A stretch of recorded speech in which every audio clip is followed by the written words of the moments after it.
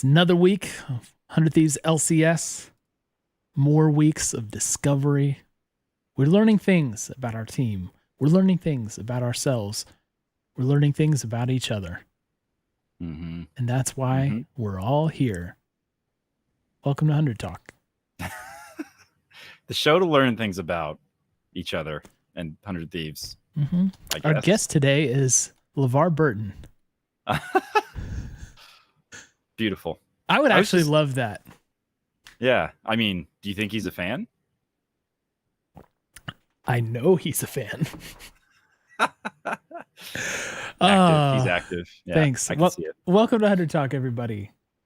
That's Jordan. I'm Cole. Most of you guys know what we do by now, but for those who don't, I'll let Jordan take it away. Cole, this is a show where we talk about 100 Thieves, League of Legends mainly, exclusively, but we do other stuff too. But we're fans. We're not experts. I'm not a coach in my spare time. I don't teach people about how to play this game better. I don't pretend to know how to play the game better because I don't. These guys are pros. Even the worst team is better than I'll ever be, even if they make some boneheaded decisions sometimes. So we're just here to talk about it, Cole. We're longtime fans, short-time players. And look, with the current state of solo queue, it's not looking like I'm going to be putting in more reps anytime soon, Cole. It's just not worth it. It's too much. I don't have that much time in my life to spend 10 minutes in a queue to only get a crap match. So that's if you get a match at all. I think we mentioned this during Rec League, but Jordan and I tried to play like several times in the past couple weeks, and guess what? Couldn't get the queue to put us against anyone. So, nope. It is what it is. But that's the good thing about the LCS. No queue times, Cole, and just ping pauses. is not an issue. Just pauses. Just a lot of pauses. But yes, we're going to talk about 100 Thieves League of Legends. We're doing the show live. If you listen to the podcast, we're on twitch.tv/100talkpod. Come and hang out Mondays, 8:30 p.m. Central Time. Nice. That sounded like a TV read at the end. Thank you. I've been practicing a lot. Here's what we're going to do today. We're going to talk about the games. Mm-hmm. Then we're going to switch things up. And we're going to talk about some general topics after that. Ooh, okay. Does this mean we have to speed through the games? Of course. Then we're going to switch things up even further. After that, we're going to knock out some listener takes and questions. Okay. I like it. And then we're going to put like a little like new segment in that we've been talking about doing for a while, but never actually had the resources to do it until now, which is predictions for the following week. Oh, should be a good show. A new idea. That's I'll have to see if I can prophesize anything that might come in this next week, Cole. Maybe they'll start calling me a prophet. Who knows? I don't think they'll start calling you a prophet until you stop saying prophesize. What? As a verb. What is the verb? Prophecy? You're going to prophesy. Not prophesy. You don't say I'm prophesize. It's prophesy. Yeah, you would say I prophesize, but you would say you're going to prophesy. I had no idea. Let's go. And that is why I'm not qualified. And that's why today's guest is LeVar Burton from Reading Rainbow. Welcome to the stream. Cole, if we're going to do all of this, I'm going to need two things. One, a coaster that explains to me how to drink Rip It Energy safely. The other is a Rip It Energy drink. I am powered by Rip It Energy Fuel. How about you? You know I am. I already have my active camo can on screen. There it is. Yeah. Or so I've been told. There it is. I can't actually see it. I've got mine on a coaster too. So well done, as I knew you would. By the way, if you guys want these, they are for sale in the red bubble that we have. I'll put a link in the Discord, but we don't mark them up at all. We just set the profit margin to 0 so you guys can get them at cost. I need 2 coasters because I have a can. Good thing they come in a pack mug. of 4. That's exactly right. Now that we've hawked our wares, which is not a euphemism for something worse, it's actually just talking about things that we have available. Let's talk about the games. Let's. Jordan, do you really want to talk about the first game of the weekend? Oh, should we GA that one? Should we GA the Dignitas match? It's a game that we wish would go away, but it won't. Is it in the ledgers already? Ignoring it won't do us any good, Cole. It'll just come back to bite us later when it turns out that had we acted quickly and with intent, we could have resolved the issues that led to this horrible game. Yeah, it's not a great game. No, it wasn't. But I'll be interested to hear your theories on what we could have done. Would you like me the to time for that one? is coming soon? Well, actually, so you're looking at the rundown. Where do you want to start with this one? I think that we should start with Tom Kench. Thomas Kench. Cole. Okay. I have trademarked a phrase. I filed for it. I was granted protection by the patent office. And the phrase is, ready? Yeah. Tom Kench is not it. It's got a ring to it. A novel idea. Yeah. No, I came up with another one. It's competing. It's rebench the Kench. Not sure you're going to get protection for that one. You don't think so? You're going to get a rejection letter that says, sorry, Cole's was better. Oh, we get more time to workshop yours. I agree with you, Cole. Yeah. I don't think that's it. I think that's a look that's not the one. Right. And I want to say this too. I don't think Huhi in particular, even with old Tom Kench, was like that great at it. I don't think it's like his champ. You know what I mean? Yeah. Like I'm in that territory where I'm making this judgment based on my feelings and not really like, okay, I didn't like check the match history, but as I do that now, I see that Tom Kench was the pick when we lost to the CLG Bongo comp, for instance. We lost our final game of playoffs in spring was a loss to C9 in which he played Tom Kench. He had another loss to C9 on Tom Kench, loss to TSM Tom Kench. The last time we won on Tom Kench was against FlyQuest in spring, on February 12th. So it has been, a long time, 150 days since a win with Tom Kench or whatever. Someone wants to start tracking that. That's surprising to me. Because it's one of those things where if you described the champion and what its strengths are to somebody who's unfamiliar with our win-loss record with it, they would probably think, seems like a good idea. Yeah. Your ADC is your primary carry threat. This is another way for him to make sure he's not dead. Sounds great. It's just never, I agree with you. And I think that, in this game, it looked worse than it's ever looked. It looked worse. And it just doesn't play like a support champion. And I know that Cole, it's 2021 and anybody can be a support champion, apparently. Or, every time I say, like, is that a great support champ? People are like, of course it is. It's amazing. Yeah. I don't know. Just like so many times we were in a situation where Hui's only act was to try to get further away from the murder that was occurring, It's like, I'm just out of here. I got to go. I got to leave. And I'm popping up a not safe distance away. So I'm going to be the second to go. So all the stuff that is there to, in theory, protect your ADC is not there. I understand that's not the theme or the reason that the champ exists nowadays in July of 2021, but it just seemed completely, I don't know. It seemed completely without reason to me. Yeah. So I can't put my finger on why. I think it's a good point that you make. It's like on paper, it sounds like a good champion for him, for Huhi, for the FBI deal. I don't know what it is about it. It just doesn't seem to work for him. We don't seem to make it be effective. And I don't feel any type of way about it other than that. And it's like, all right, cool. Let's not pick it. Yeah. And there were kind of other picks on things that were a little tougher. So first of all, I drew our attention to 100 Thieves playing into double marksman, right? We talked about like marksman mid being okay, like what's going to happen here? Well, in this game, we decided to make that a reality for ourselves with the Lucian pick. Yep. Also, We got it. Also countered hard by the Lee Sin. It didn't seem to matter that we had chosen that champion. And there was no positive. So were we just draft handicap? Do you come away from this feeling like we were draft handicap? I think that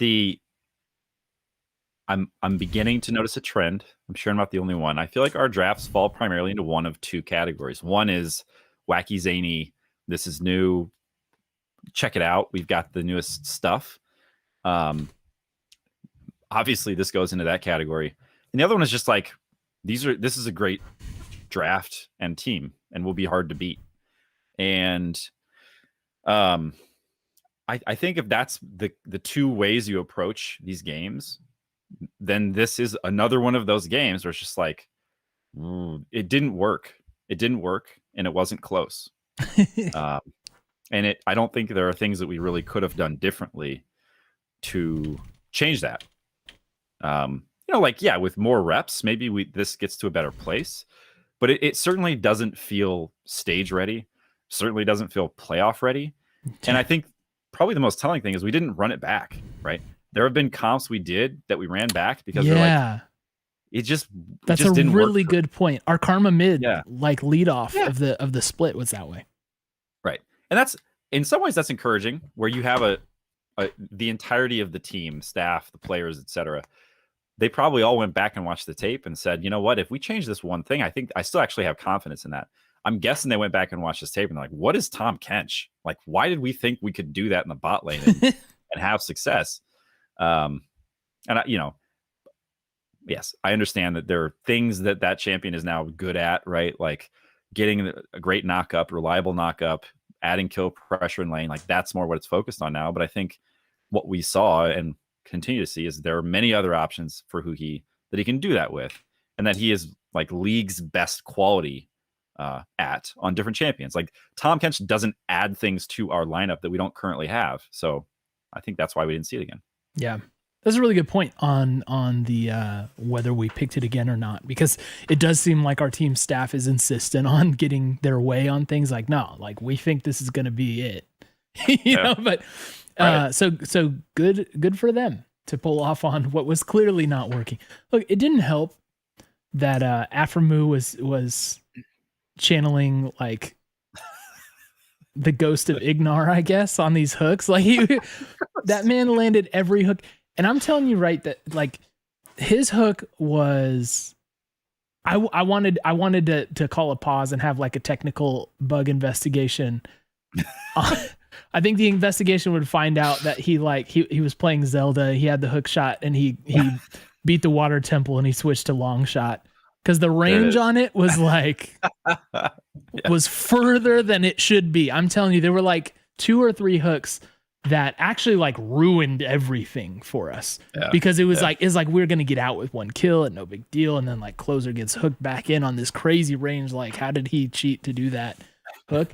And the same thing like later in the match, I think FBI got hooked by one of those, and it's just like, let's watch it back because I'm not so sure about that one. But all those things aside, for whatever reason, we've had losses this split already, right? We've had losses to teams we should not have lost to. In fact, we haven't had any losses to teams that are good, right? Teams that are top tier. But we have had losses to teams that should not be beating us. And every single time I've come away and been like, not worried. That was just a draft thing, or like, it's not going to matter in the long run. This one felt different to me. This one felt like more than just draft. This one felt like the team was lost. I rewatched like highlight VOD of this to try and like put my finger on it, like what was causing me to have these feelings about us, and I still can't pinpoint it. Obviously, the whole like boogeyman for this 100 Thieves squad is the whole playing from behind thing. We haven't demonstrated that we can do that when there's a goal. I think the threshold was like 2,000 gold. I think that was the stat given to me. That's like, we have yet to come back from a 2,000 gold deficit. This game was no different, but something about it just felt for the first time like, hey, guys aren't playing well. Mm-hmm. Yeah. And it felt like it meant a little more. So, right. That's a good point. Yep. So did you share that with me? Was it just, BC, by the way, saying it's only 900 gold. We have yet to overcome a 900 gold deficit. That's insane. Yeah, that's BC, you got to double check that stat, man. I am not sure about that. But the point is we haven't, had a comeback. but this was the only one that felt worrying to me. Like, we're doing things we shouldn't do. We're making plays we shouldn't play. And I don't know. Good thing it was the Friday game. Yeah. Because if we end the week on that, if that's the Sunday game, I'm like legit worried. Right. Like, is this it, Cole? Is this the end? Is the team gone and dead forever? The one loss to Dignitas put us in our coffins.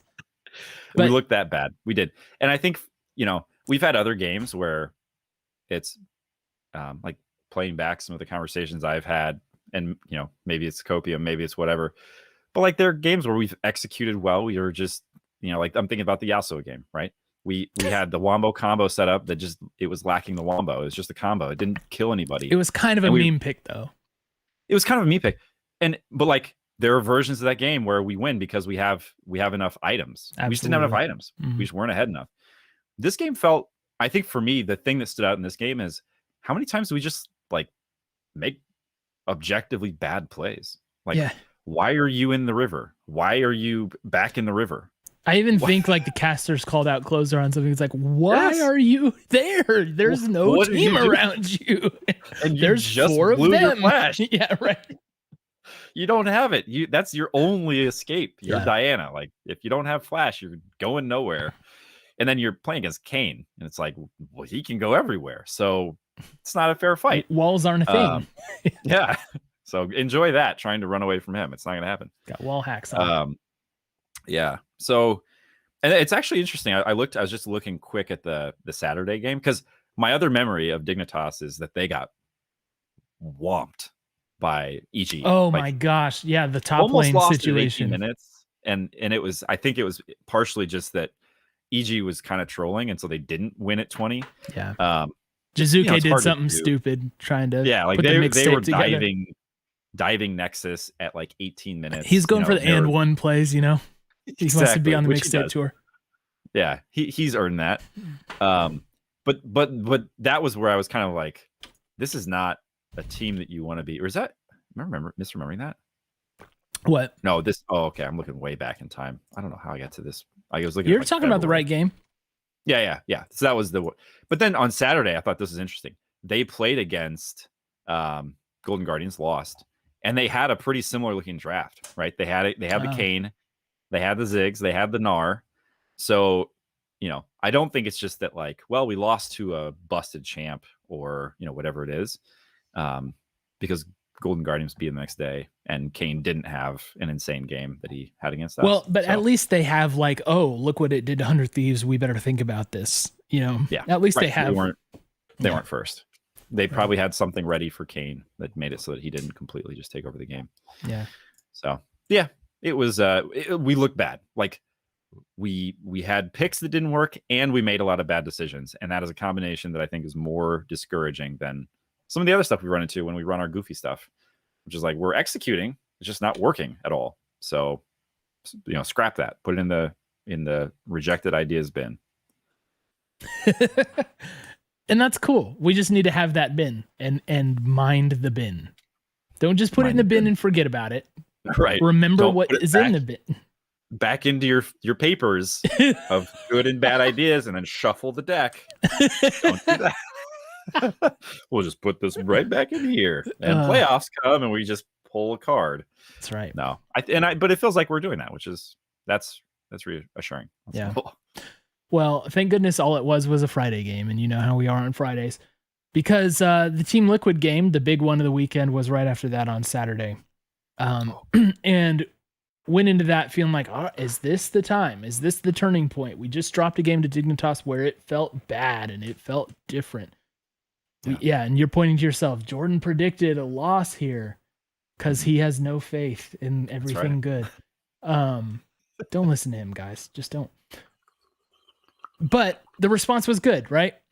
Alfari was kind of looming on the horizon for us.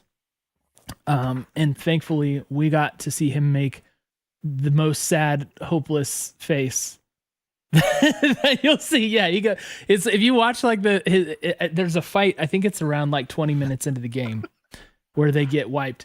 I think it was a really cool play. if I'm remembering the right one. If I'm not remembering the right one, it's still a cool play that I wanted to bring up anyway, so everybody wins. But we have a fight with them in top lane at their tier 2. I don't know if the tower's still up or not, but it's like in that area, right? Yeah. He actually gets in there. Core JJ like initiates with the charm and the W on the recon, and I think he Charm's sets like up 3 or 4. Yeah, I was gonna say I think he sets up 3, and right there is Alfari ready to go with like the slice and dice, and Closer gets in there and gives him the little kick out of there. He kicked him like just completely like out of contention for that fight. Yeah. And you can kind of see him. You can see like the champion movement. He's giving up. Like as soon as he gets kicked out, he's like, all right, well, that's not going to happen. You know what I mean? Yeah. And gives up on the fight. TKO, Cole, is what we call that. He threw in the towel. He's like, all right, I'm out. Yeah. I got nothing. So it was a sick play, and that was a potential turning point. If Alfari's there, I think they win that. It was pretty close. So if he's there, they wipe that. It's not. Yeah, we you're get right. Probably 0 kills. I think that's a clean ace if he's there. So you're right, dude. I didn't catch that live, but that is 100%. I don't think it was called out by the broadcast, really. Yeah. But yeah, it was a huge play. Understandably, Core JJ hit a God engage, right? Like it was, that fight was lost. And this is the second part of it that I want to call out is the fight was lost. And then Cole, through the just the confusion of battle, you hear the Orn horn and Someday emerges. Someday emerges and just saves us, dude. He saves us so hard, and I think it's another one where on paper, probably the worst game of the season for him, but he had such critical plays and he was just being hard camped. Like it was not, I can't remember every one of those. I'm sure at least one of those was like, he shouldn't have got caught there. I think he died 5 times. But nobody else on the team died. It was great to have a tank. It was great to have a tank in our lineup, and he soaked up so much damage and ability and just focus from them. And I think that fight for me was kind of the one that stood out as like it. There are 2 things that could have lost us that fight. One is Alfari being in there just spinning around in the middle of 4 guys who are charmed, and the other is if we don't have the ability to kind of walk out of the fight and start threatening their back line. And that's exactly what somebody did. So I thought it was a huge play, a huge fight. And, it was him making the most of a pretty rough game. And like he wasn't tilted. You could tell, like he knew what he had to do. And nobody else on the team died that game. He was the pure tank. Like that's like a tank stat, right? Yeah. Every other player on my team was deathless. I jumped in front of every bullet that I could. And it was good to in the wake of that, to see Alfari's, his face cam, they played it and it's all its full glory right there where he's like and then he just puts his head down and it's like, yes, that's what I want to see, baby. But yeah, so just to emphasize what you're saying on the Someday thing, like it seemed like their plan for the match was like, hey, Someday has been looking more vulnerable lately, and when you're up against us, run the checklist down. Should we focus bot lane? Huge mistake to try that one. Should we focus mid lane? I don't know how you're feeling about Jensen versus Abadaga. So top lane it is, and then Someday, because he's on the Ornn, is able to absorb a lot of what they do. Now they got kills in on him, right? They had a 3-man gank that took him out. I think they ganked him twice with 3. The second one was like around like 11 and a half minutes or 12 minutes or something. They went really deep into our jungle and caught him in between the 2 turrets. And that's the kind of play that I feel like is missing from the, from our like playbook, right? Is the like, we have to do this weird, unexpected kind of cheesy thing to play from behind and try and, even things out. They did that. Kudos to them because that's the right thing to do. That's the kind of play that I wish we would make that we don't seem to. And they did it. And like they dumped a lot of resources into slamming Someday in the lane. And early it kind of worked, but ultimately he was able to get to a place where he could just absorb. And Jordan, I'm going to throw it out there because it's one of your favorite phrases. use his health bar as a Oh, resource. he was big time. He was. Oh. Look at. Did you see the light in Jordan's eyes when I said that? There was a twinkle in his eye as soon as I said that, because he knew that's exactly what's happening, right? They spend the resources on him. You know, he's doing things like absorbing a lot of abilities. He's doing things like headbutting in during a disengage to make sure that the rest of the team gets out. You know, like things like that where. And look, I didn't do a close watching of Sunday on this game, so I can't. It's possible that I have a rosier view of this than is warranted because of how the game went, because of how it ended, because of the clutch play he made. I think of those things will erase a lot of the moments from your memory of it. But I do remember him trading okay. I remember Ornn is one of those champs where you can be a threat, and I don't feel like he was just a damage sponge. He had a kill and 7 assists, so he was doing stuff. The other thing I want to talk about is I keep coming back to this idea, right? If you as a team have a plan, they got 0 kills on anyone else in this game. Their plan was very clearly to kill Someday. Yeah. And it didn't win them the game. Right. So should we look at this performance from Someday and say this is evidence of him not playing well? I don't know. I'm interested for your thought on that. Because I do still feel like if there's a question mark on the team, it's Someday. But I'm also, it's kind of like, okay, if you are Someday and or let's say that you had the script for this game in advance, it's like, I'm going to get ganked 4 times by 3 dudes. Okay. What do I do? Are you going to just play the entire game under your turret? And even then you're going to get killed some of those times. So as a player, but here's the thing. If your team wins, is that a problem? If you go 1-5-7 and everybody else on your team is carrying a bounty at the end of the game, I don't know if that's a problem. If they have a way to try to beat you and it fails and you win, that is still a win in the LCS record books. Yeah, and that, that's kind of the thing that we've been talking about lately. I think that when teams have a plan like that, there is not there's rarely, super rarely is there an outcome where you look great on the stat line, Right. And so that it's often a loss when someone look what happened to Fake God, right? So Fake God got absolutely destroyed. They pressed on his neck, to exploit that advantage in that game that you were talking about with EG. And so that game was basically over because he got slammed too hard. Someday playing in this one, maybe a little more like Impact, we're used to seeing where it's almost like a distraction, you know what I mean? And again, if you're viewing Someday as the weakest point of the team, which honestly right now might be fair. Yeah, because our team is great. Yeah, we're a very good team, and the other positions are really hitting on all cylinders, right? So if you're looking at it that way, it's so they went all in on our biggest weakness and weren't able to win. I think that's a big moral victory for the guys. Now, it's not like he played a flawless game. I think it was the first death especially. I was like, probably could have avoided that even though it was a gank,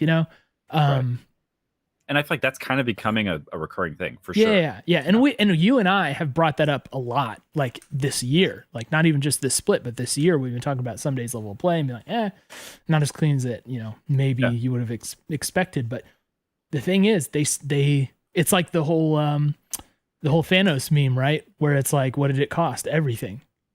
Yeah. It's like, that's what you're doing. All your resources went there. And guess what? Abadaga is 7-0-2. FBI is 4-0-6. Yeah. So you picked your poison. It was still poison. Right. Turns out, still a lethal dose. Yeah.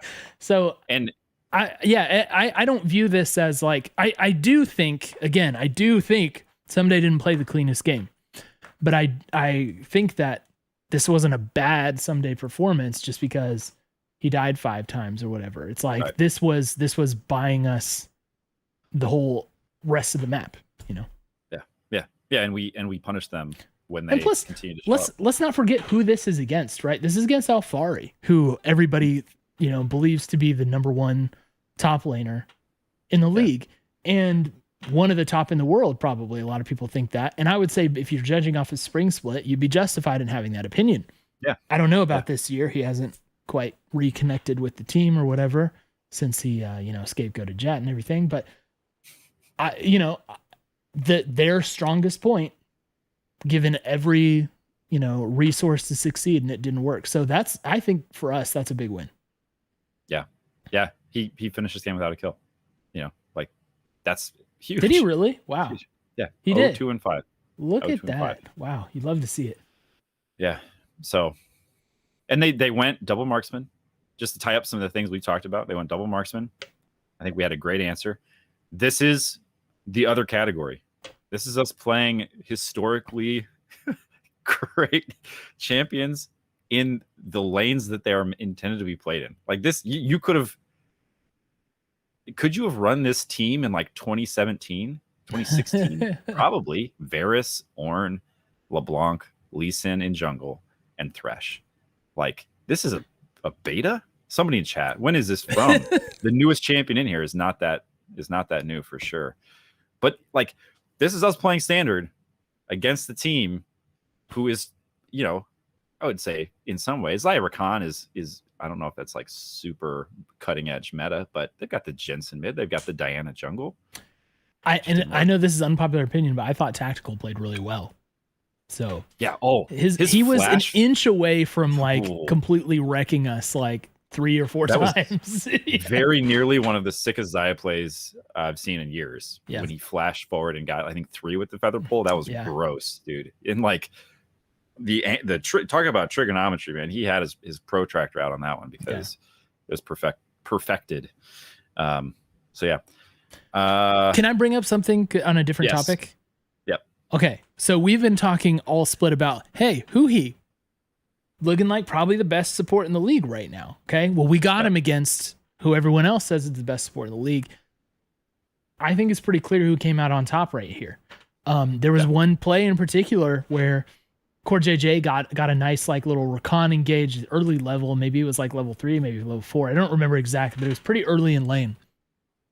And Huhi on the Thresh, so the Rakan W comes out, knocks of FBI, and Huhi just steps forward, knows he's gonna like do that little dash back, and he just flays backwards, catches him, and then hooks him, and locks him up and just kills him. It was so good. Yeah. And he just knew what they wanted to do, and he prevented it. And set up a kill. That's all you could ever ask of him. And against Core JJ, like big brain Core JJ, who, by the way, this is no disrespect to him because I really like Core JJ and I think he's amazing. But that play was kind of like symbolic, right? Yeah. I just feel like who he got the better of him. We're 3-0 against Team Liquid this year. It has not been close between us and Team Liquid. I think this is another argument that we can just check off the list for right now. For Summer Split, in my opinion, it's decided. All right? Yep. Who he's better. Just like we already long ago put the FBI as the best ADC, and we have the best bot lane thing to rest. Well, now, if you look at it individually, I'm ready to put this to rest. All right? So, I think so. For Summer Split 2021, go ahead and put Huhi in the all LCS first position. Chalk it up. Yeah. Yeah, this is a statement game from him. He looks great. He looks fantastic on it. Such a contrast from the Tahm Kench too. Like that is, I think, the kind of kill threat and pressure you want because he guaranteed a kill and he also prevented a kill, right? Like it was a net swing of 2 on that one. I also want to put this out there and then we can move on. We lose against teams who are not great. We beat badly the teams who are nipping at our heels. Is there any intentionality behind that? Do we play the goofy stuff against the teams who, like, honestly, game theory probably comes in a little bit here. Like, how sad are you to give a win to Dignitas? Yeah. Are you so sad? No, you're not so sad. And, I think so. I don't know any of this, but I wonder about it. You're watching all these other teams who are, in the positions right behind you continue to drop games as well against all kinds of different people, right? Yeah. Like they're just losing kind of willy-nilly. There's no pattern to it. Maybe we'll lose to Golden Guardians. Maybe it'll be Evil Geniuses. Who knows? So that gives you breathing room, right? Even on the weekends where we've lost games we should have won, we haven't let slip our first place. Yeah. And one of the reasons for that is because we beat the people who we need to beat to stay in first place. Exactly. Now, can we bookmark that? Because I want to have this as a full-blown conversation after we talk about games. Are you okay if we pause? Absolutely. You're on a roll with it, but just hold it back for a little bit. Because I think that's one of the biggest discussions, I think, going on around 100T LCS fans is this whole, like, experimentation kind of thing, or like, the meaning of the losses. And so that deserves a bigger conversation. So let's have that in a bit. Let's first take care of business and just check it off the list, the FlyQuest game. Because it won't take long. Flight check guys are in the chat. I at least know Nox is. And shout out to them. They are like the 100 talk of FlyQuest, right? So that's at Flight Check Crew. Give them a follow. Love what they do. And they're releasing actually a pretty wide variety of content, which is really good to see. So we're happy they're here. It's never fun to beat your friends. We talked about that. It's never fun to beat your friends, but this game was an interesting one. So we have this was the closer Olaf game from this weekend. Oof. Jordan, do you, off the top of your head, do you remember the finishing KDA? Not to focus intently on KDA, but do you remember it? I think it's divide by zero error. Is that Not this time, actually. Okay. It was high. It was up there. Let me see. I'll pull it up. Oh, so 11, 1, and 5. That's a very good stat line. That's a very good stat line. The Olaf was popping in this game. Closer Olaf, this split has been a thing, man. It has, man. It has definitely been a thing, and it was a thing for this game. Just running over things. He came in clutch at one particular moment where we tried to throw. This play, I want to bring this up because this play was very emblematic of the game. We're playing an opponent who's just can't match our quality. This is an academy team. We're playing an academy team. And you know what happens when you play an academy team? You get an academy game. And so lots of weird stuff happens. Yeah. Level of play just kind of goes down. Unexpected things happen in unexpected places. This was weird. It was really, really weird. One of the things that happened was we got to feeling very strong, very, very strong, to where they decided that Closer was going to hang out in Baron Pit and continue the fight while the rest of the team pulled off to fight a 4v5. And it didn't go well, right? So I think they said Baron still had like 6,000 HP. The team starts getting wrecked, and he's just walking around in Pit, just kind of doing whatever. And we start getting wiped, and that was so bad. It was so bad. It was an academy play, Credit to FlyQuest. They saw the opportunity. They went for it. They were just strong enough to pull in the kills, and it was looking like, all right, this might be a game. And then Closer didn't recall. Yeah. He did the old hide on bush, right? And they move on to Baron, and he just flashes in. Is it the Olaf W, like the little lightning bolt? He just flashes in, takes one down immediately, gets his second kill pretty quick too. Ends up with a triple because I think who he came with him, if I'm remembering right. Like who he had joined. He had a second player with him. I think it was who he. And set up 3 kills, 3 of the remaining 4, I think it was. And so, no, they actually did escape with 2 players. Yeah, but he got 5. A triple kill there before all was said and done, prevented the Baron take and prevented the throw. And we tried hard to throw for this academy team. Yeah. And thank goodness it didn't happen because Closer made that decision. And that is an academy play that he made, by the way. That's Yeah. not an Well, LCS play, dude. That is not an LCS play. it reminded me of Abadaga's Silas play where he re-engaged with, I think, 100 HP. Oh, yeah. It's like, And they got the trade kill. Very, It was bold. very academy. It was bold. He heard you talking about the kind of play you wanted to see from his Silas, and he's like, well, how about this? What if I went back in?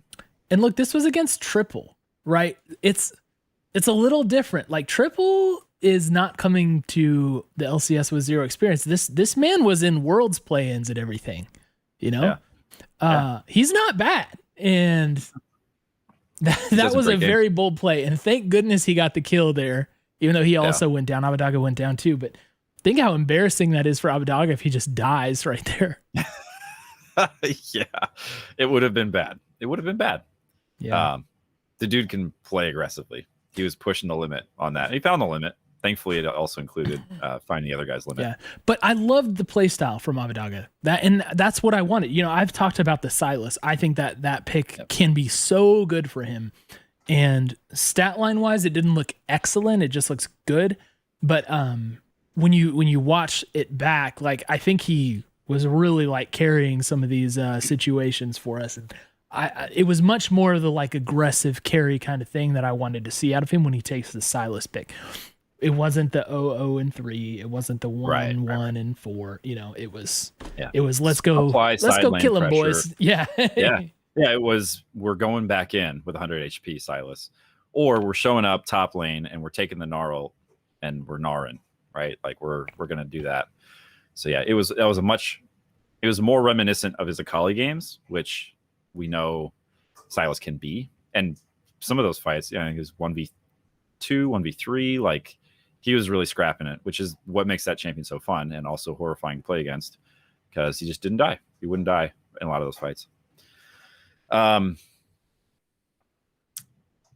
Before I forget again, I just have to say, TL. It was we played a poke comp. This is maybe the most successful iteration of a poke comp I've seen us play ever under this current roster.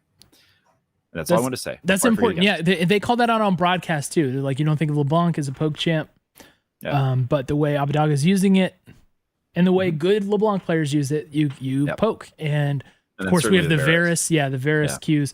FBI's Varus Qs, they may be the best in the league, man. They do not miss. It is, if you're in range, you're getting hit. Yeah, his R's were actually pretty good too, and I think the Varus R. I think they even put a stat up about this. I've seen him whiff a couple. A couple.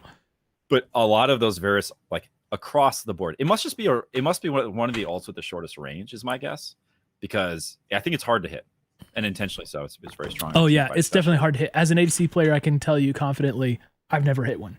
So, but he was hitting everything in that game. He looked very good. He didn't hit literally every one, but I think his percentage was probably high as compared to other Varuses. So sorry, I just had to not forget that again. But yes, all good. He's been playing Varus with some frequency, hasn't he? Let's see. Actually, it's more varied than I thought. It looks like he played Varus the last 2 games. He had a bit of a break, and last Varus was against. It was against Team Liquid. So I guess we like that pick into tactical. But yeah, I thought his Varus looked very, very good. And I do think it looked better against Liquid. I mean, at least the R's.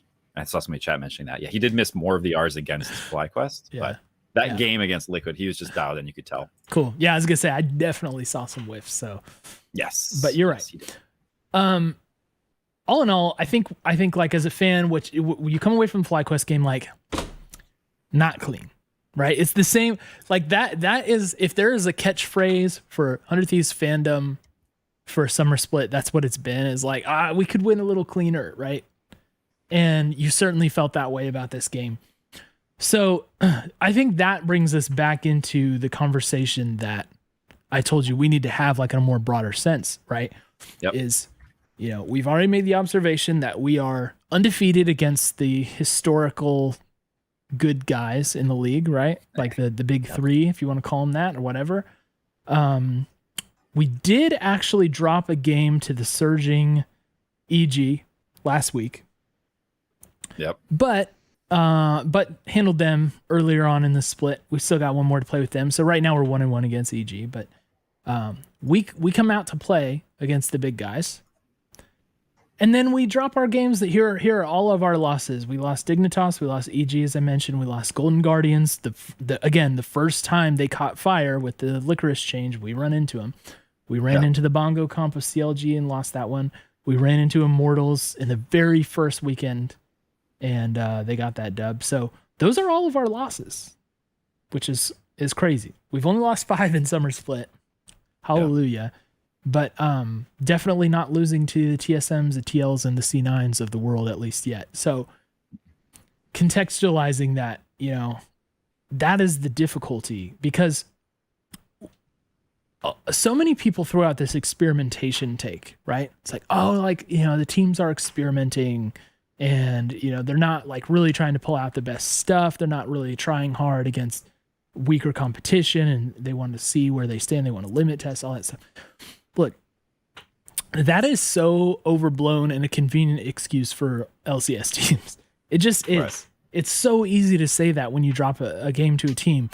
I think it's much more likely that you didn't prepare as hard for them as you did for your tougher matchups, and you underrate teams, especially teams who are making roster changes, right? Yep. Where you don't know what you're going to get out of them. You don't have research on how Licorice is going to play on Golden Guardians the first time you play Licorice on Golden Guardians. What do you do? So I think there's a lot of that going on. However, 100 Team may be the only team that can truly justify that. I think it's safe to say that there are EG, I think, is trying a thing or two. TSM is probably trying a thing or two. But I think 100 Thieves, we know we have Reaper, at being the Wizard of Oz guy behind the curtain, right? And he's got his playbook, he's got his draft book, and the draft book is a good book to read. A lot of things prepared, a lot of looks for the team. I don't think there's a team who's showed the variance that we've showed. Not variance, I'm sorry, but like the diversity of comps and play styles that we've shown. Mm-hmm. I think that is a huge gap, in fact, for us and other teams. So I can believe it. I can believe it when we play the Lucian mid. I can believe it when we pull out the Tom Kench. I can believe it. And I wanted to shout out to Bamatide, who sent me some takes over Twitter. And I wanted to read pieces of these because I think that, he made a good case for why you can actually defend experimentation with 100 Thieves. Because I pushed back on it, right? It's just natural for me to be like, that is kind of an excuse, guys. But I pushed back. Here's some of the things that he said. He said, I think, let's see. Closer in a G3 interview admitted we are trying things. Said some things look bad. Lucian mid looks bad. The counter is Lee Sin. We should leave it open and just pick Lee mid. Ziggs Nautilus, also a power pick. I think all of this is great. This is Bamatide, by the way. I think all of this is great. I think we have a big picture of what works and what doesn't, and enough that works that we are playoff ready. So full agreement with that, right? That's been my thing. It's like, who's going to beat us in the best of 5? You know what I mean? Yeah. Bamatides threw out a ton of picks, right? He's like, some other things we could try. Malzahar, Twisted Fate, Tristana, Jace flexing, Rel, the Ziggs Nautilus bot lane, Volibear jungle recon support. So, and that's when I pushed back. I was like, all right, so do you think that, this is just an excuse that we're doing things? And this was the case. He said, this week versus Dignitas, we tried Lucian mid. They countered. That's fairly GG. We first timed New Mundo. We first timed New Tom Kench as support, not top. And we ran Philios, right? And he said their bot also got Ziggs Not, which is OP. Last week we tried Lulu Cog without a Protect the Cog comp, which we had done before, if you remember. And who he first timed Lulu. And then we played Yasuo, which is kind of a meme, right? So the case is like, look at how different and diverse the champ selections are. And even when we play the same champ, we play them with different things, right? You remember the Karma mid pick was originally paired with, what was the jungler? we switched it to Xinjiao, which ended up being like how we broke it. Let me look, because I've made this point before. I just want to make sure I'm here. It was with... Was it Lilia? I swear it was Lilia. It was Udyr. Oh, Udyr. And we did a quick audible and fixed that and showed it in a different context, and look what it did for us. You know what I mean? And that's like the difference between 100 Thieves and previous 100 Thieves, or 100 Thieves and different LCS teams, is that we legitimately have this portfolio of picks. I'm with it. I like this take. This convinces me. What's your reaction to it? Yeah, I mean, I think I kind of started going down this path a little bit earlier too. Because I'm telling you right now, if I'm losing League of Legends game, I'm gonna all chat. I'm just trying new picks or something. You know, like that's what I do. So, how do we know other teams aren't doing the same thing? Yeah, the other thing that I think of when this topic comes up is, let's say you play the Lucian mid against a team that is not top half of the table, and they actually come up with a pretty decent counter, right? Yeah. Or you play Tahm Kench bot, and you see that it's kind of like, I'm coming up with very charitable takes, and not because I think this is legitimate what's happening, but because it's an interesting thought, right? And I'm not putting it by them to say that this could be what they have in mind. But if you play Dignitas and you say, I don't know, let's go if I was Tahm Kench, and they lock, Ziggs not. And then you see that was a nightmare to play against. That is a bot lane that we know we're better than. Yeah. And they rolled us, and it was not fun to play against at all. It was not. It was very frustrating. Guess how concerned you are if somebody picks. Now, TK is an interesting one because he could go anywhere. I think Blazol played a mid, he goes top, it's whatever. But to a certain degree, isn't it like this bot lane that we know we are better than countered us effectively? And so that is another data point for us, right? In a game that mattered for them, and it's a stage game. It's not a scrim. Yeah. You're not going to read all of that into scrims because everybody's doing goofy stuff. They needed this win, and they got it.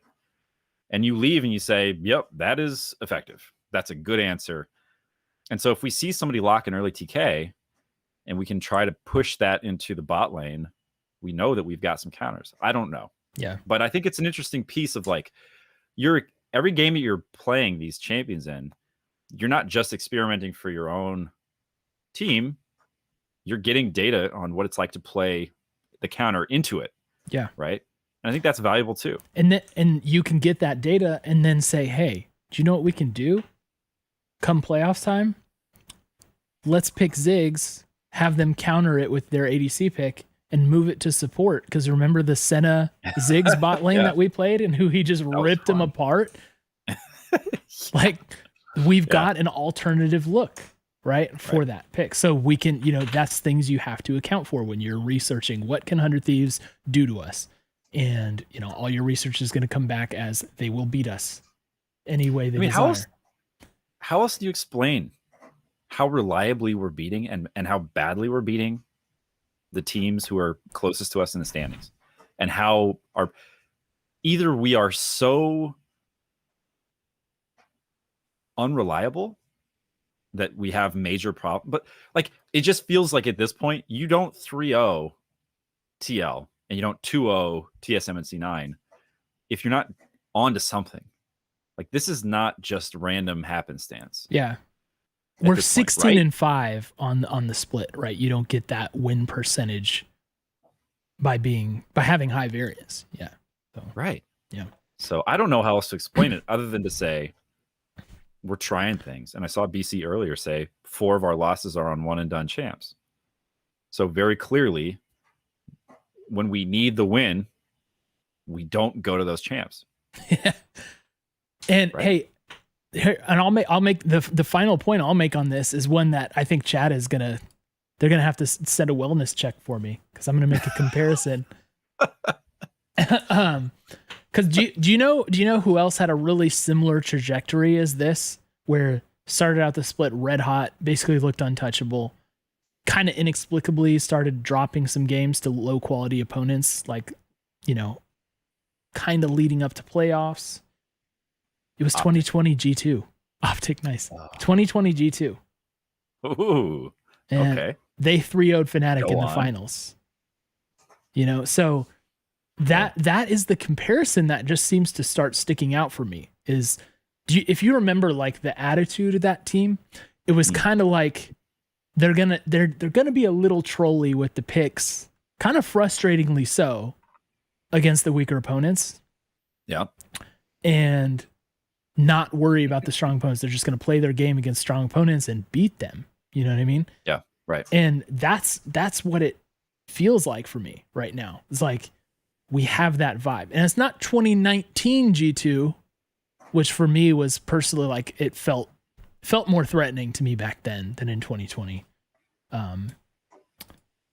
But yeah, it's just the vibe just seems like that. It's like, okay, if that's the best comparison we can make, I'm good with that because I want to get that domestic title very badly, Yeah. And that was a team that was very confident in their own abilities, wasn't afraid to let loose a bit to try things. Sometimes it worked, sometimes it looked really bad. And do you know what they did when it looked really bad? They shrugged it off. They brushed it off. Yep. And they just went on to win, And so if that's the place we're in right now, dude, I'm happy. I'm really happy. Right. So despite all of our nitpicking with this team and despite not feeling like or like the Dignitas game giving us that feeling of like, that actually wasn't good, what was wrong with it? Right. Despite all of that, I still think there's no one who's going to threaten us right now in a best of 5. It's just like we should be the title favorites. You cannot convince me otherwise. Well, and I think to further add on to the point you just made at the end there, like the Dignitas game, same thing with the TSM game, right? We have this really discouraging loss, and we come back and we just get back to we pick up where we left off, right? So you look at Closer. I feel like he's the one who has probably the most glaring issues in that game. Just like he was 0-4-0 on Diana in places he had no business being, didn't do a lot on that game, right? And just very clearly outshone by Acadian. The next game is against Liquid, and the dude is on Lee Sin, makes a game-saving play, 2-0-9. Like clearly didn't miss a beat, right? So for me, the thing that is always most concerning is where it's like it doesn't matter what you draft, if you don't play it right, if you make these unforced errors, you're going to lose games against good teams. That's how it's going to go, right? If you give first blood and then second blood and third blood over to the team that you're playing against, doesn't matter if they're Golden Guardians or whatever the second best team is, they're going to win. So I don't see us doing that. And that is what I think it makes it less concerning when we have one of these oopsie games. Yeah. Well, we've gone longer than I thought on all this stuff. So let's have one more robust discussion of, I think, a pressing question that it's an appropriate time to have it, right? And that is, who is the MVP of LCS? And put another way, which player on 100 Thieves is the MVP of LCS? Well, when you put it that way, Cole. Do you want to start? Do you want me to start? I think you should start. Okay, so in my opinion, I think we can make the MVP case for 4 100 Thieves players. The fifth being Someday. Never thought I'd be saying that at the beginning of this year, but I feel like we've got four players with legitimate cases. Okay. The problem with that is obvious, right? That if there's a strong spread consensus that like, oh, look at how good these 100 Thieves players are, they're going to suck up votes from each other, and if you have a singular player, we've seen it with C9. You have a singular player on another team who stands out among their teammates and they're on a good team, they might actually steal that, even though there's no, like, if you are picking someone other than someone on 100 Thieves for your MVP, you really have some explaining to do at this point. Yeah. But the problem is four cases. Closer won the poll, right? People are bringing that up. Closer won the poll. And Closer has kind of emerged, I think, on the analyst desk as like the favorite, because maybe it's Mark Z who said it first, but someone threw it out there. And the thing with MVPs in all sports is that there's always like a media narrative and a media consensus that kind of guides that conversation, right? And there are parameters with it. It's like a living, breathing thing that exists within these parameters. And, it's like with the NBA, it's like there's almost always a consensus on who it is. And then unless certain conditions happen, that's pretty locked. It's like with this past year, like LeBron had it locked and then he got hurt. Then it was Embiid versus Jokic, both going crazy, but Embiid missed a lot of games to injury, rest, all that. And so it was like, well, he missed too much. Like it's got to be Jokic, like that those things kind of happen. But you need the media narrative as a starting place. And thank goodness Mark Z did something about that and threw out Closer, because right now that seems to be what it is. I think Closer's case is obvious, right? I think he's responsible for Diana in LCS right now. Like he set that meta. And it's not like no one in the world's playing Diana jungle or whatever, but he pulled that out first and absolutely destroyed on it. He's been good all year. He's had very few games where you felt like he wasn't effective. And in so many cases, he's responsible for setting up like mid lane for success. Yep. So that feels like the case Closer for me. Is there anything I'm missing? The Olaf, man, geez. Yeah, I think that for me, that's the other thing is these standout games where he just absolutely takes over the game. And then I think the other thing that gets added in there is the key plays he makes that are very highlight reel worthy and that have a big impact on the game. Yeah. Like all of those things I feel like come together when it specifically in regards to MVP. Those are the types of things that allow people to start talking about it without fear that somebody's going to say, why would you even bring him up? Right. It's like that Olaf triple kill against FlyQuest was massive. The Diana stopwatch or hourglass against, I can't remember who it was now, but it was an Akali. Like that was a big play. Yeah. Gosh. Oh my like those goodness. are the kinds of plays that make you stand out amongst other people who are carrying games and having pop-offs. So like that, I think he checks all those boxes. And it's just the stat lines, right? Like some of the stat lines are nuts. Yeah, he's got the top KDA in the league I'm sorry, I'm looking at jungler specifically, but he's at 5.6.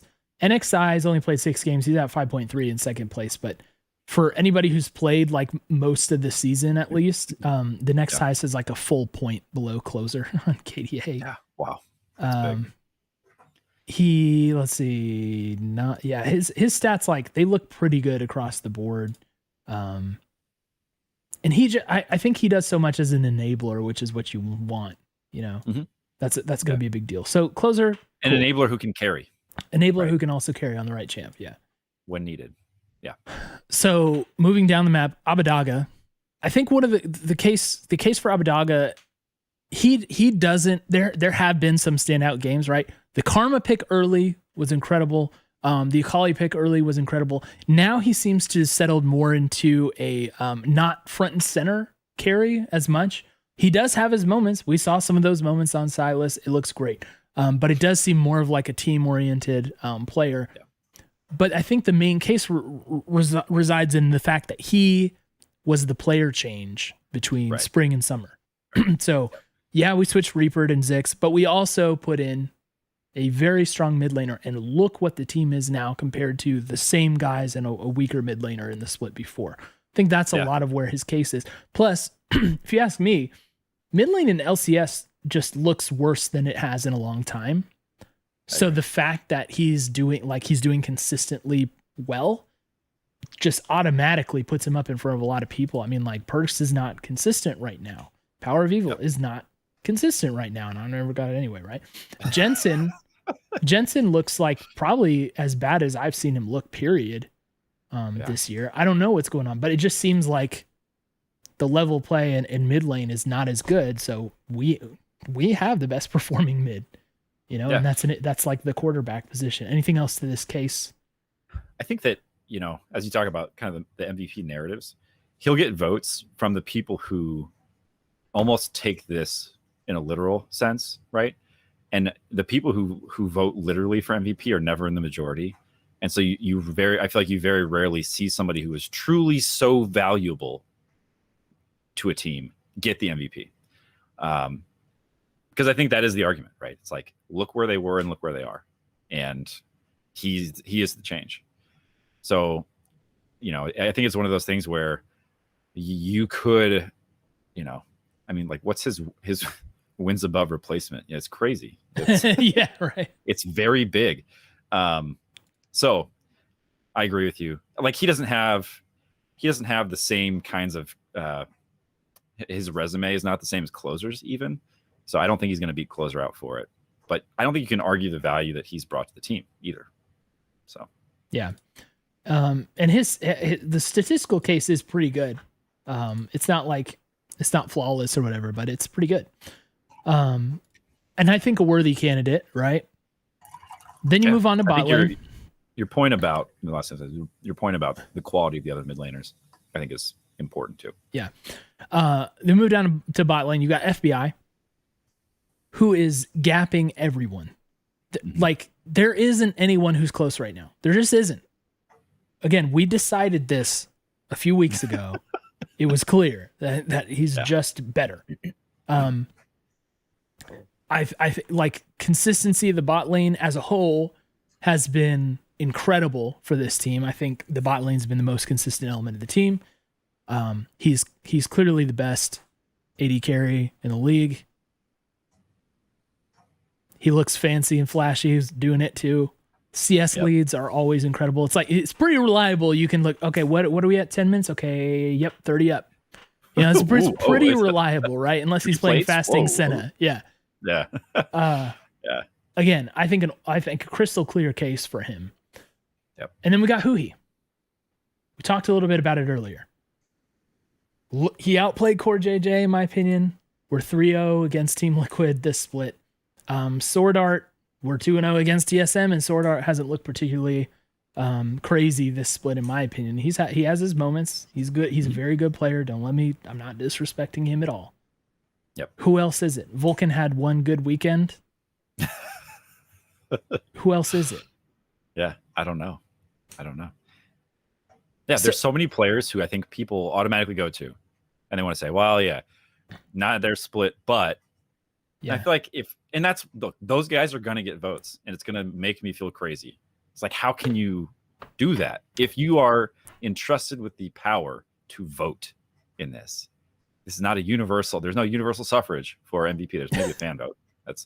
But like, respect yourself. You're going to vote for somebody who's on a team that's gone 500 in the summer split. Like, what? How? Yeah. How can you do that? Yeah. And then you go through those four players we named. I mean, to me, those are pretty clearly like all first team players right there. Okay. I think the record shows that.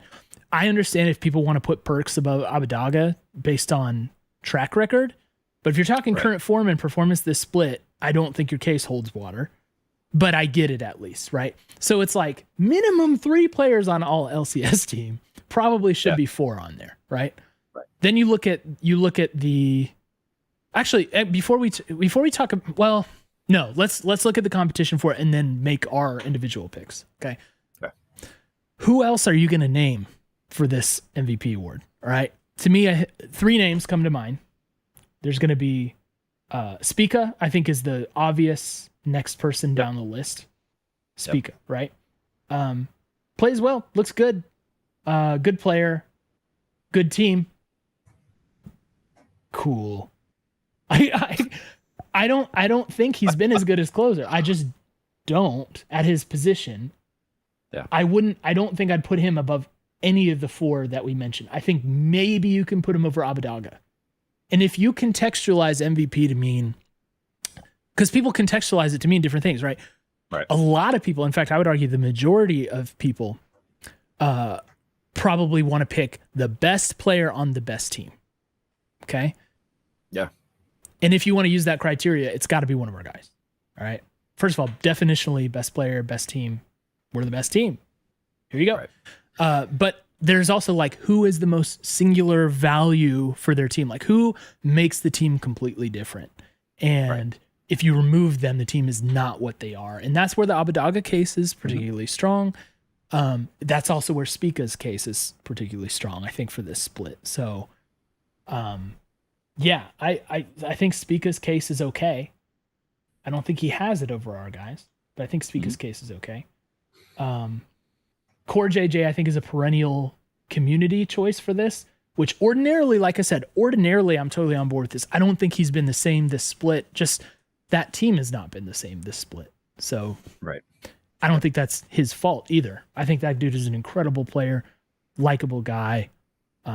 Clearly one of the best LCS players that's ever played. You know, Hall of Fame if that existed. Yeah, dude, they have a Hall of Fame. I don't think they have a Hall of Fame, but yeah, they need to. Yeah. So I understand him being a candidate, and then the other one pains me to say, Fudge, right? People have recency bias in this kind of thing, and Fudge, his recent form has been pretty dang good. He looked good at MSI. He looked like the best player on that team during MSI. And despite, I don't think so great early on, has had a couple weekends in a row where he looked good. Cool. I don't think he's done enough. Like, how are you going to put him over any of the 100 Thieves players? So is there any other competition you can think of? I think someone threw out Danny's name. Danny looks great as a rookie. Yeah. He's still a rookie, still makes mistakes, hasn't been consistent enough. Yeah, that's true. I think the EGE squad, especially, if they continue to be hot, they could throw some kind of dark horse candidates in there. And partly dark horse because they just haven't had the steady, reliable results throughout this entire split. Super hot lately. So yeah, like maybe something from that squad. I think you summarized it well though. Like, yeah, I can't think of anybody. Like Alfari, obviously, he's not. Yeah, he's not it. He's been out for a long time, and he's not it. But he's somebody people will want to say historically so great, right? Like greatness. Okay, but this is not his split. 0 kills against 100 Thieves, but okay. yeah. So Jordan, who's your pick then? Who are you going with? You gun to your head, you have to pick just one. Dang, man. It's so hard. It really can I just is. Say who it's between? Just start No, there? You got to pick. You can't take the easy road here. You got to pick. And not who you think it will be, but who you would vote for. Because I think it's going to be closer. Despite the vote thinning, I think media narrative is picking up steam for closer. I think he's going to get it. This is hard, and I don't like it. But I'll say, I think it has to be FBI. I think it has to be FBI for me. He's just so consistently and reliably, I feel like I've said those two words in that order a lot, better. And you said it earlier, he gaps everybody. He just gaps everybody. And he's got a great team around him. And as humble and appreciative ADCs would say, he'd probably say, give it to Huhi, right? Mm-hmm. Like, this is the guy who makes it happen. But he's always such a threat. And so many of our games, it feels like by the time we get to a certain point of the game, it feels decided. And it's hard because he hasn't been asked to do it all every game as he has in the past. Mm-hmm. But even with that, he, except in like the harshest conditions, he turns in a carry performance, whether or not he can carry the game. And I think that's the other thing I really like about him is he's always either making a play or trying to make a play. Yeah. And I think that is the kind of mentality that is rare. And it's in the game. We haven't seen a ton of play from behind games, but thinking back, I think that is a strength of his, is that he can make plays in a position where it's definitely not easy to make plays when behind. Yeah. I see him do that. So that's killer instinct, right? He has a killer instinct. He's the Kaisa. It is exactly that. And I think that's some of the trademark plays I think of. It's like his ability to navigate a fight where he's completely outnumbered and outgunned. Just, it's that. Yeah, it is. Yeah. So nice pick. So for me, First of all, let me say this. I've got all 4 Hundred Thieves players that we mentioned as the top 4. All right. I don't have Spica over any of them. I don't have Fudge over any of them. For like votes. If you had to yeah. If I'm doing my votes, I think they vote for 3, right? So, and they rank order the 3 and they get different points based on it. So here's my order then. So in 4th place. Dang, you're gonna do 1 through 4. I am. 4th place. I have Abadaga. Okay. I think he's great. This is no slight to him. I think there's an extra 10 or 15% we can squeeze out of him to make him even better, increase the leverage that we have with him. Great player. Not, at least from our external perspective, doesn't seem like the heart and soul of who we are and what we do. You know what I mean? Even though he has great leadership skills and all of that. I clearly just can't. Fits super well with the team. Yeah, and I love him. And like I said, I think this is the single best acquisition Hundred Thieves has ever made, player wise. In 3rd, I actually have Closer. Wow. So, again, I think he's got a really strong case. I'm glad that community is seeming to latch onto that because, like I said, you need to have the narrative concentrated around a single player when you have so many great players to choose from, so that the vote isn't spread thin. Excellent job, like carrying. Very little times he has a performance that's not really impactful, but they happen sometimes, So for that reason, I bump up the bot lane guys because they're seemingly always good. I will say before, and not to cut you off, but there are games where FBI has, and I think the Aphelios game is one of those, right? But it's in part, it's like he hits an ult, and it would be a good ult if we weren't 6K gold down. But I'll let you continue. Yeah. But again, you can turn around and make that same argument for Closer. Like sometimes it's a little anemic, right? We are nitpicking, right? We're nitpicking to the fullest right now. So Closer in 3rd for me. In 2nd place by the slimmest margin. It's so tough. It's so tough. I have Huhi in 2nd place. I really want to put him in 1st. I really want to, because I think consistency wise, the single most consistent player on the team. And so proud of the way he's played. I think he's just mind-blowingly good. Leadership is good. And he role swapped to get there. You know what I mean? Like that's a huge deal. Absolutely love him. Would love for him to get MVP. Think he's deserving. Yeah. I do think we have kind of a habit of wanting to give it to supports though, because of the setup and like the thinking and, just the kind of like role they inhabit. But because of the gapping, that's where I have to put FBI up there. He is just better. He is just so much better than the other guys. And who he and FBI are like, they're a unit. They're a unit that plays together. And who he, like I said, if you look at the gap between who he and the other supports, I don't think that gap is like the gap between FBI and the other ADCs. And he is like, forgive the Varus pun, but he's like the tip of the spear for the team, right? He is like the point of focus for us. He's our strongest central strategy that we have. I love him. Yeah. He is a beast. So FBI is my MVP by a hair over Huhi. That's where I really thought you were going to go for Huhi. I really did. I wanted to. I know. I really want to. I think he deserves so much credit and doesn't get enough. But yeah. And people who are nitpicking are going to say, Cole, Varus doesn't shoot spears. He shoots arrows. But they're wrong. Clearly, the dude is shooting spears out of that thing. Have you seen the damage it does? That's not an arrow. A little arrow can't do that much. That's right. Thanks, Jordan. Okay. We've gone on for a long time. We're going to do hyper abbreviated listener takes, then predictions, and we'll get on out of here. All right. And some of this stuff we've actually already addressed. So let's just bang through it. Nick Moorer, I hope I'm saying your name right, Nick. Maurer, Moorer is what I'm going to go with. Said he called our loss to Dignitas and like the kind of just way that we've dropped some of the scenes. He says that's top dog syndrome. Everyone saves their weirdest looks and shows up to play against whoever is number one. And I like that. It's very simple, elegant way to look at it. It's like, hey, the big dog comes to play, everybody tries, that crazy strategy. Hey, we're not as good as them, so let's try this weird thing to try and get the dub, like CLG. No, I think, and it's supported by what we've talked about, which is we're the first to see so many of these things that then peter out. We always catch them first. It's always the Friday game when they've got the new look and the new strat. Right.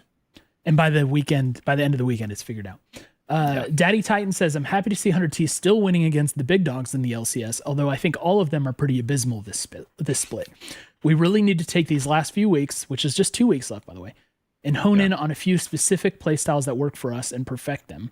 Let's lock up the number 1 seed and give ourselves the best chance to win this thing. Yes, more playstyles, sure. I think we've got, like, if you subscribe to the double lift school, you want to kind of thin the herd a bit with what strategies work and pick a few of the best ones. But I do think certainly a strength of 100 Thieves this year is the variety that we're capable of and what we've shown, and making it impossible to plan to play against us. Yeah, and like I said, and Drek looked this up for us earlier. Our draft against TL, the newest champion that was Orin, released 2017. Our standard is good. Yeah. And I think when your standard is as good as ours has been, you really do get to, all the extra stuff is truly that. It's extra. It's not what you're relying on. It's not a gimmick or a trick to try to pull off a win in a best of 3 so that you don't get swept. Exactly. Like it's up to them. Because if they go autopilot, just let us pick champions that are strong, we don't lose those games. We haven't. Yep. Nox War says, so again, from Flight Check Crew, go check them out. Follow them if you haven't already. Nox War says, in LCS's past, top teams used to draft scaling comps as a crutch in order to win. Currently, as it stands right now, it may actually be beneficial for this 100T team to draft scaling comps to get practice in on how to play from behind and scale up. Interesting thought. It seems like they've done everything they can to de-incentivize the scaling, right? With some of the ways things have happened. It just seems like long games are not what they want. But at the same time, we got to learn how to play from behind. Guess what? We're so good. We don't have a lot of experience with that, Yeah. So I agree with that portion of it. And I do wonder how many, I think about scaling champs. I feel like FBI doesn't tend to play a lot of those just because, he can win a team fight at 14 minutes, and that's great. Yeah. I wonder how many of these, even when we pick a scaling champ, think about Azir, think about Victor, which I think we've seen Abidaga play, maybe not. I don't think he's played Victor. Maybe not. It would be interesting. My curiosity with that is, if we pick 1 or 2 scaling champs, do we still have a lead? Right? We win some lanes that we're not supposed to. So even that, it's kind of like, look, we're just going to keep winning harder, So that would be an interesting thing to see. I wouldn't be surprised if we saw a little bit of that. Maybe that is some of the tech we throw into the last 2 weeks. Yep. Pulling one really quick from chat, actually. So Jim BV said, the real question is whether these losses help us win playoffs or not. And I think that's the ultimate measure of success of your planning team, your scouts, your coaching, your everything. It's like what they do with the losses. You know what I mean? It's a really good way to evaluate them. So love that. No other thoughts on it. Just wanted to call that out. And the final one from our buddy King Klong, who says, if we assume the top 4 will be 100T, TSM, EG, and C9, if we lock the first seed, so we get to choose who we play, who would you want us to pick? Do we truly get any pick, or is it like the 7-8? So I think the way it works is we choose between Papa Smithy actually says you don't get to choose anymore, by the way. Because remember, like there you get into that 4 teams left and the number 1 seed chooses who it was. Well, right. I guess so. Papa Smithy pointing out that is not a thing anymore. But if it was, Jordan, who would you want to see first? I don't know. Probably not Golden Guardians, just given that they are. Honestly, we have less data on them. Well, of those, so of TSM, EG, and C9, who would you choose to play? Those. Okay. C9. Playoff perks. You're not scared of playoff perks? No. It's like Paul George, playoff P, pandemic P. I don't think so, man. I really don't. I'm not convinced that team has it figured out, is going to get it figured out.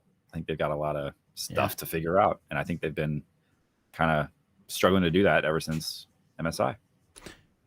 My pick would be TSM. I want to see TSM first because we just have their number. They don't match up well against us. It hasn't been close. I love it. And so I'm picking TSM. If I'm us, I want to see EG the least right now. Yeah. The good news is we don't play EG this weekend. So hopefully they'll cool off and, we can kind of assert our dominance against them in the final week. That's what I'm hoping. But if it's me, I'm taking TSM.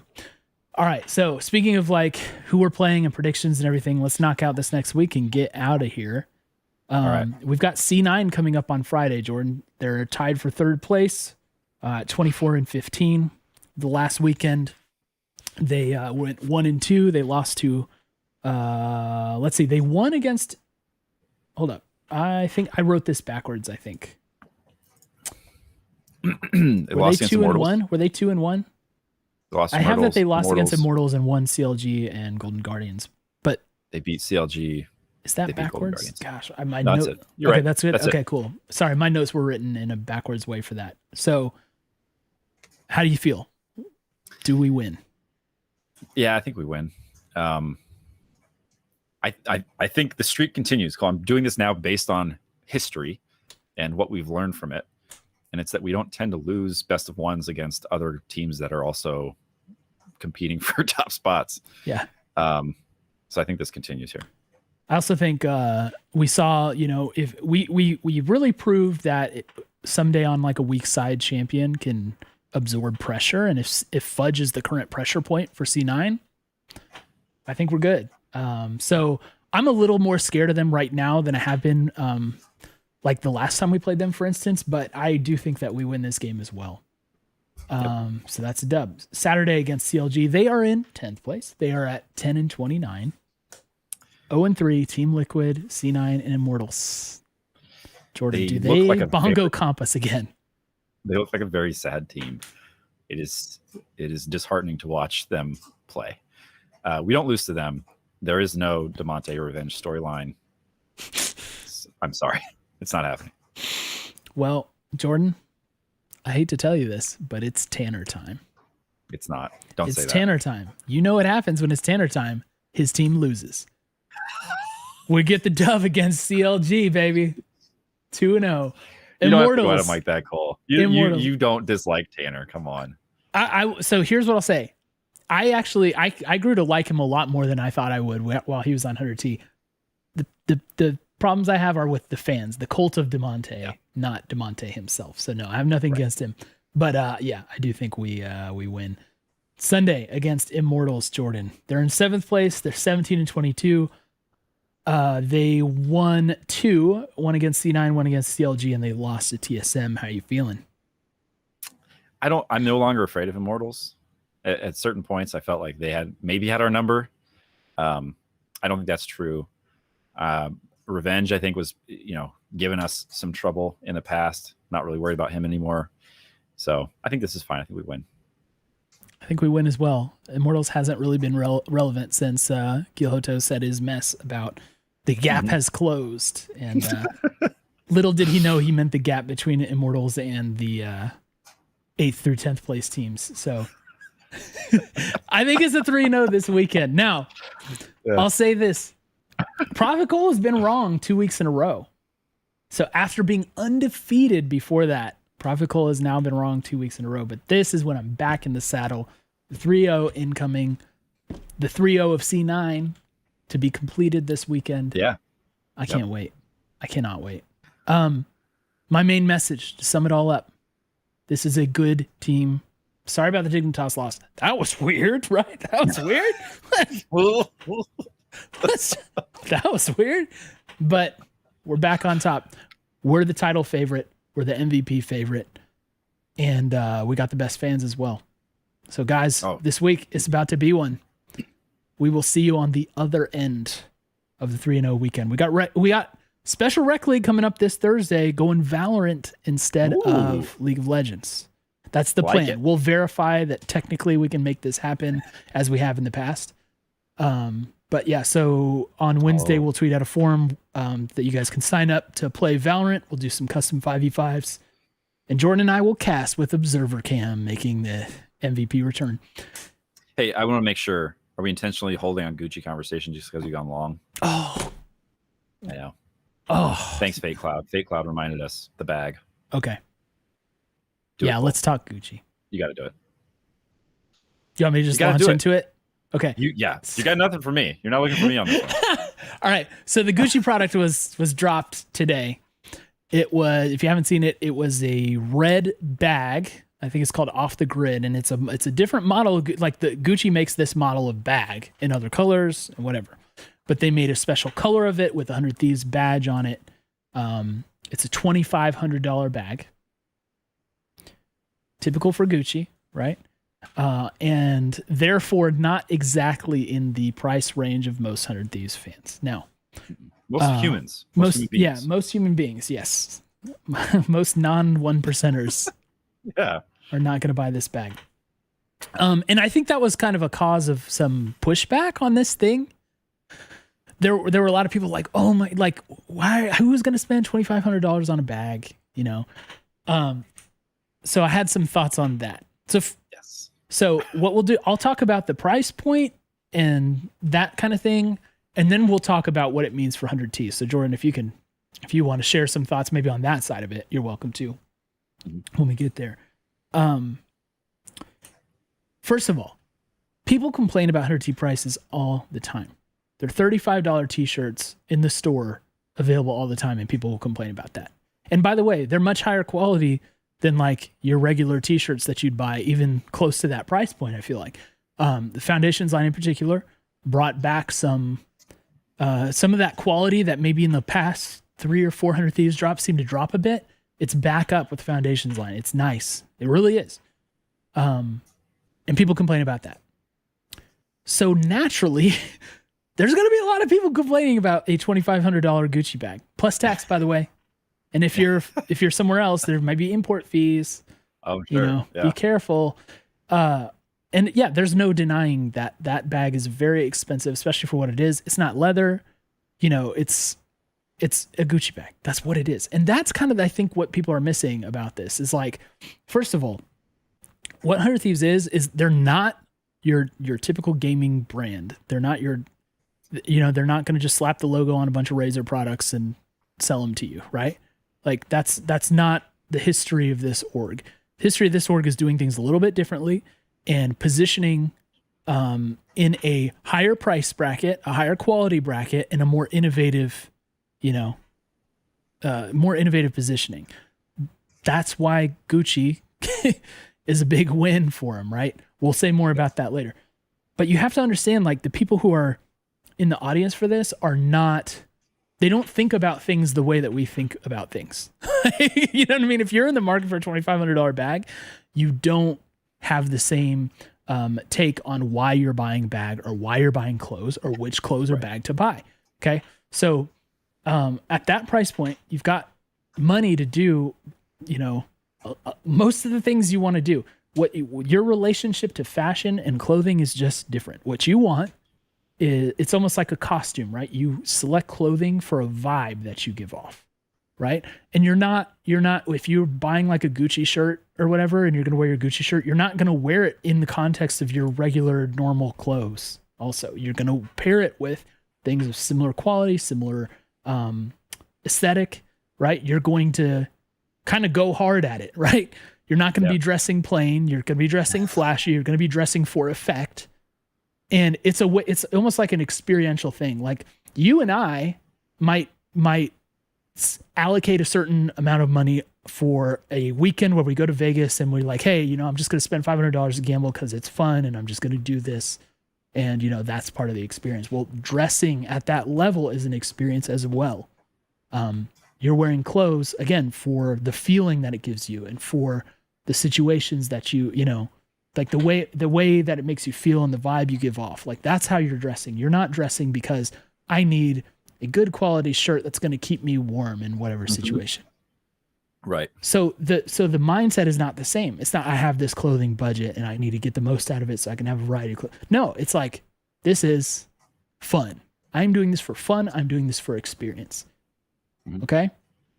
Criteria, totally different than ours.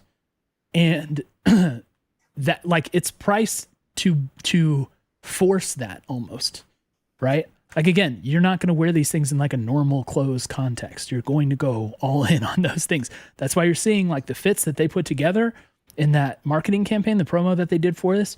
You might be seeing those and being like, "Oh, that's goofy. That's weird."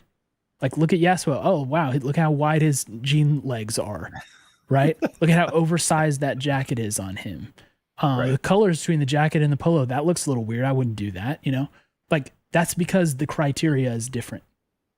You know what I mean? And it's about the style that you're putting out there, and it's about what you're identifying with. Okay. So that's why we don't get the pricing. That's why that, you know, it's not a product for us. Right. Right. And if you want to complain about that, that's your right. But I'm telling you right now, 100 Thieves, they are way smarter than we are about things. They understand quite clearly that Jordan and I are not rushing out to buy the Gucci bag, despite being, you know, among the 100 Thieves super fans. We're slightly notable for how much we like 100 Thieves, right? But we're not running out to buy the Gucci bag. So that's, you know, they know that. And I would venture a guess, when you're partnering with Gucci, you don't really have price control either. You know, Gucci's not going to make an exception. Okay, because you're 100 Thieves and you got some, you know, we like Jordan and Cole too. We want them to be able to afford this. So let's make this super cheap. No, that's not happening. Yeah. You know what I mean? So that's why there's only 200 of the bags, right? Mm-hmm. They're not making 10,000 of these things. It's just a different sort of thing. And that's to be expected, especially with the way it was executed, with taking an existing product, giving it a new colorway, a couple tweaks.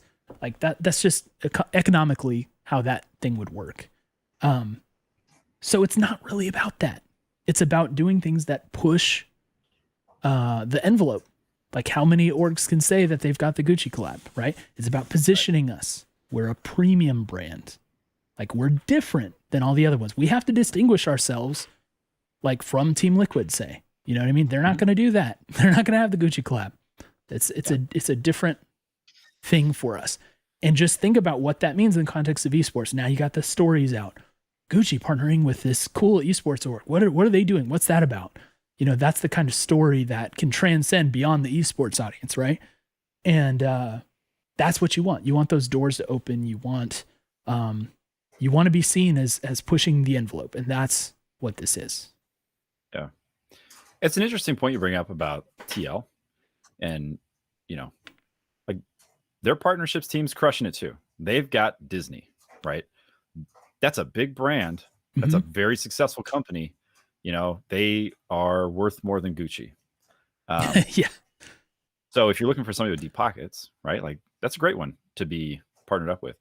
But it's all about positioning, right? Because if you have, like if you've got your players wearing jerseys that are themed to look like superheroes, you are talking to different people. You're appealing to different people. And not me. Also not me though. Yeah. And you know, it's fine. Like no shade. Own. No shade. Yeah. And look, I'm not a person who buys Gucci either. So it is interesting because, and I've wondered about this, right? Like, well, if none of your fans, and the number's not zero, but it's close to effectively none, right? Like 200 are made, and you have well more than that fans. If you're 100 Thieves, you got a lot more than 200 fans. Then it's not, you know, like the ability to buy this. You're not doing it so that your fans can buy this. And some of your fans will be in a position where they can buy this, and they will. And that's great for them. And you and I and probably everybody listening to this aren't financially in that spot, and that's fine. But I think what it does is it kind of, and I'm just reiterating stuff you've said, but it just positions you differently, right? And the way that and I think the video is a really interesting piece of this, right? This was not just a static image of a backpack that said Gucci X 100 Thieves, right? This was a video where they spotlighted some of their most notable people. And I can see why Gucci is interested in that. In, you know, giving off the kind of like image that 100 Thieves wants to be associated with. Mm-hmm. So it makes sense both ways. Yeah. Gucci feels like this is a future area that they want to be close to and involved with. And same for us. And it's just super interesting. Yeah. And I don't feel bad at all that I can't buy this backpack. I wouldn't want it. It's not for me. Yeah, my kid would like puke on it in like 2 hours. Day one. They cut it with scissors. It happens, it's whatever. But yeah, I think you bring up a good point. I mean, like look at the video itself. Okay, like what other video have you seen like that? Like, did you guys see the behind the scenes thing? This was directed by a fashion photography legend, right? This was not a normal project. It had an Elton John song on it, which, by the way, so you guys, this Elton John licensing for a video like that, that's not a matter of just money. Elton John doesn't need 100 Thieves licensing fee. That, you know what I mean? His rights holders don't need that. It's more than just paying enough to make it happen. You actually have to make that happen. You know, you have to go through all that and convince them. Yeah, you have to get that approved. That who else is doing that? When's the last time you heard an Elton John song in somebody's esports video? Right? All you ever hear is the music bed like dubsteppy tracks. Right? This is way different. This is pushing the envelope. This is a whole different level, and that's awesome to see. And if you are like, think about what this is for 100 Thieves on the creator side too. I mean, the creators that are signing to big orgs at the level, like at the level of a Courage, at the level of a Valkyrie, right? Like these are people who they're not in financial pressure at all. They can do basically most of what they want to do. But you as an org can be like, hey, we made our creators Gucci models. Right. How many people can say that? You know what I mean? Like what an experience to have. How fun is that? Look at how good that's going to be for your content and your community. And you can just check off something off your bucket list, right? Like that's like, it's like an insane thing to be able to show creators, right? And involve them with. And it goes beyond just that. It goes beyond just the pictures, like you're saying.